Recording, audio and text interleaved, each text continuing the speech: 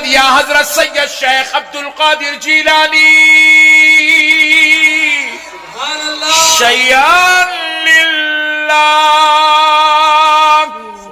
غوث پاک سرکار ہمارا وسیلہ ہے، غریب نواز سرکار ہمارا وسیلہ ہے۔ دور جتنا آپ جائیں گے اس کے لیے وسیلہ چاہیے، جتنا قریب جائیں گے اس کے لیے وسیلہ نہیں۔ دلی دور ہے ٹرین کا، سعودیہ دور ہے پلین کا وسیلہ لینا پڑے گا۔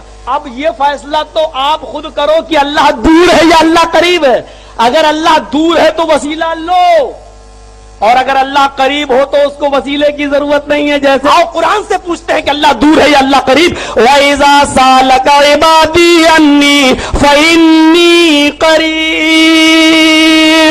آئے میرے حبیب، آئے میرے نبی، آئے میرے پیغمبر، میرے بندے میرے بارے میں سوال کریں۔ وَإِذَا سَأَلَكَ عِبَادِي عَنِّي، جب میرے بندے میرے بارے میں تم سے پوچھیں کہ بتاؤ اللہ کہاں ہے، اللہ کہاں ہے، تو ان کو کہہ دو فَإِنِّي قَرِيب، میں ان کے بالکل قریب ہوں۔ اللہ نے کہا فَإِنِّي قریب، میں قریب ہوں، قریب۔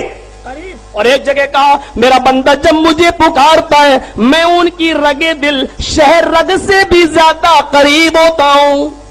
جتنے دور تم جاتے ہو نا، اجمیر اور حاجی علی وہ بہت دور ہو گئے، اللہ شہر رگ سے بھی زیادہ قریب ہے۔ تو اب آپ یہ بتاؤ قریب کے لیے وسیلہ لینا پڑے گا، جو قریب ہو اس کے لیے وسیلہ چاہیے۔ آپ وسیلہ لو لیکن دور کے لیے وسیلہ لو۔ اللہ تو قریب ہے، اللہ تو قریب ہے، یہ وسیلہ آپ کا رونگ ہے، غلط۔ انٹرنیٹ پر سننے والے تمام لوگوں سے میرا چیلنج، مدینے کے گلیوں میں نبی کے زمانے میں ایک درگاہ بتا دو جو آج تم ہر گلی گلی میں درگاہ بنائے بیٹھے ہو۔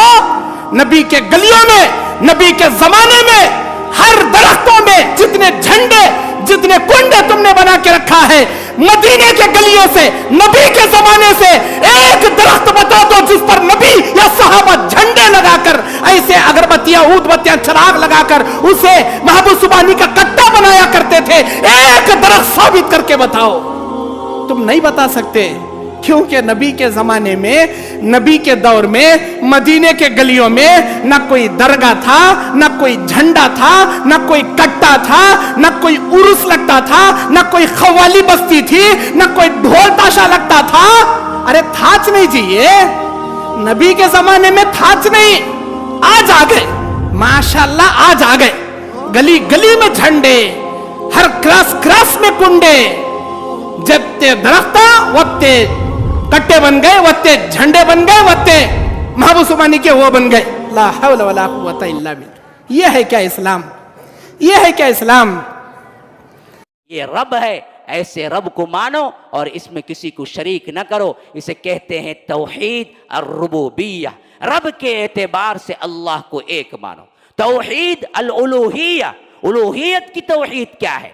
الہ کہتے ہیں معبود کو، معبود کہتے ہیں جس کی عبادت کی جائے وہ معبود ہے۔ خواہ آپ کسی کی بھی کریں، جھنڈے کے سامنے کھڑ گئے تو جھنڈا معبود ہے، بنڈے کے سامنے کھڑ گئے تو بنڈا معبود ہے، قبر کے سامنے کھڑ گئے تو قبر معبود ہے، حجر کے سامنے کھڑ گئے تو حجر معبود ہے۔ یا اسی طرح آپ جس کے سامنے عبادت کے لیے کھڑے ہوئے وہ سب معبود ہے۔ اللہ کہتا ہے کہ نہیں، میں ایک معبود ہوں، صرف میری عبادت کرو، اس کے علاوہ کسی کی عبادت نہ کی جائے۔ تو بندوں کے جتنے کام اللہ کے لیے ہیں، توحید اللہ بافعال العباد، بندوں کے جتنے کام عبادت کے اللہ کے لیے ہیں اس میں ایک ماننا، یعنی اسی کے لیے صرف کرنا کہ رب العالمین نے جو عبادت کے حکم دیے ہیں وہ تمام عبادتیں صرف اور صرف اللہ کے لیے ادا کرنا۔ یہ ہے توحید الالوہیہ،